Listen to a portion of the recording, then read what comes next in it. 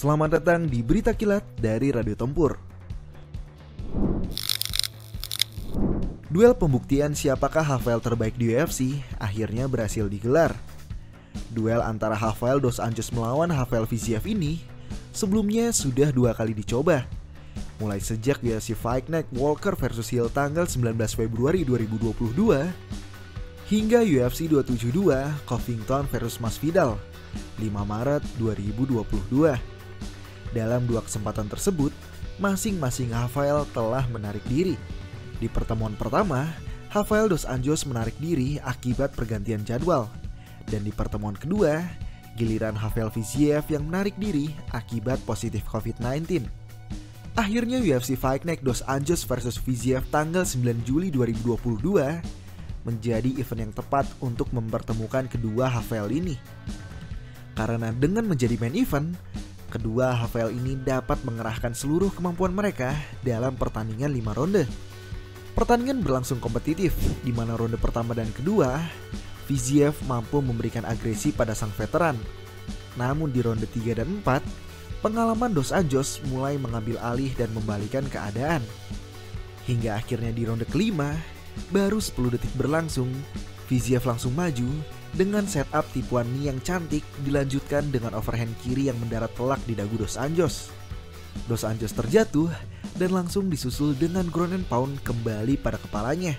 Mark Smith yang bertugas saat itu langsung turun tangan menghentikan pertandingan, sehingga Rafael Fiziev menang knockout atas Rafael dos Anjos di ronde kelima detik ke-18. Melihat cepatnya Mark Smith menghentikan pertandingan, banyak juga yang merasa apa yang dilakukan Mark Smith adalah early stoppage. Namun dalam mereka ulang terlihat bahwa Rafael dos Anjos benar-benar tidak sadarkan diri saat itu. Apalagi Rafael dos Anjos pun menunjukkan rasa ikhlasnya di Twitter. Melalui cuitannya, ia berkata, "Selamat Rafael Fiziev, kemenangan yang hebat. Pertandingan barusan sangat menyenangkan dan saya kecolongan melalui tinju yang bagus juga. Nikmati kemenanganmu." Rafael Fiziev pun kemudian membalas, "Tidak ada kata lain selain respect kepada calon Hall of Famer di masa depan, Rafael dos Anjos. Terima kasih atas kesempatan yang Anda berikan." Di post-fight interview, Rafael Fiziev menyatakan bahwa ia menyasar Justin Gaethje sebagai kontender yang ingin ia lawan berikutnya.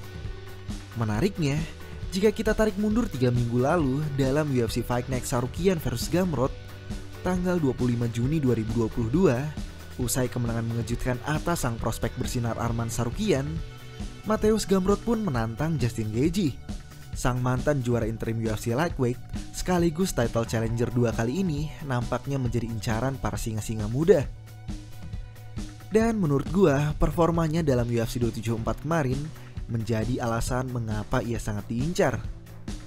Saat ini Justin Gaethje berada di ranking 3, posisi yang menarik bagi mereka yang berada di luar top 5. Dan dalam pertandingan yang melawan Oliveira berhasil menunjukkan pada dunia bahwa Justin Gaethje hanyalah fighter yang bermodalkan tinju keras. Leg kick yang selama ini menjadi kartu asnya dibuat berulang kali meleset oleh Oliveira. Seolah-olah blueprint dari seorang Justin Gaethje terekspos di malam itu. Menurut gua match up Gamrot maupun Fiziev melawan Justin akan sangat menarik. Di satu sisi, kita mungkin akan mendapatkan darah baru di jajaran elit UFC Lightweight yang sejak dulu isinya itu-itu saja. Namun tidak menutup kemungkinan yang terjadi malah sebaliknya. Penampilan Justin dalam UFC 274 yang menyedihkan itu semata karena Oliveira memang terlampau jago, sehingga para singa lapar Gamrot dan Fiziev akan dikagetkan dengan kualitas top 3 UFC Lightweight ketika melawan Justin nanti. Di berita kedua, kita beralih dari kelas lightweight ke kelas welterweight. Belal Muhammad yang kini berada dalam jajaran elit UFC welterweight menyadari bahwa dirinya masih butuh pembuktian untuk diakui oleh para 5 besar. Belal berulang kali menantang nama-nama besar ini, namun tidak ada yang menggubrisnya. Baik Colby, Leon, Khamzat, Gilbert, dan apalagi Usman. Hingga akhirnya Belal menjawab tantangan prospek panas UFC selain Khamzat di kelas welterweight ini. Dia adalah Sean Brady. fighter dengan rekor undefeated 15 kali menang dan tidak pernah kalah. Belal berhasil mendaki ranking UFC welterweight ini dengan hanya bermodalkan gulatnya. Murni gulat tanpa ancaman submisi sedikit pun. Di sisi lain, Sean Brady adalah fighter undefeated yang secara mengejutkan mampu meng-out-wrestle Michael Chiesa yang dipandang sebagai salah satu pegulat terbaik di kelas ini. Untuk itu, pertandingan ini menjadi kesempatan Belal untuk membuktikan bahwa dirinya pantas berada di jajaran 5 besar. Lanjut di berita terakhir, masih seputar UFC welterweight.